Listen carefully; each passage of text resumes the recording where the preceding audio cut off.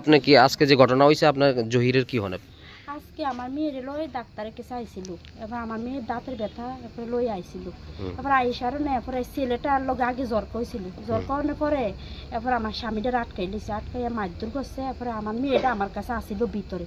এরপরে কোন জায়গাতে এটা মিজান ডাক্তারের এটা দোকানে তারপরে স্বামীটা এরপরে মারতে হয়েছে। আমার মেয়েটা আমার কোলে আসিল, এবার মেয়েটার হ্যাঁ দেখছে, দেখে আইয়া মেয়েটারে নিতে আসিল, মেয়েটারা কইছে মারিয়া লাগবে। তারপরে এই ছেলেটা অনেক আগে কাজ হয়েছিল, 3 বছর আগে, মানে এটা সমাধান হয়ে গেছিল। আপনার কাছে শোনামুরা আবার পরে ঘটনা হয়েছে। এরপরে মারধর করছে, মানে মাথার বাড়ি টাড়ি দিছে। এবার তারা আমার দেওরটা ছিল, দেওরটার মায়ের আচার টাচার দিয়ে হালা দিছে। চিনেননি কারা আচার দিছে?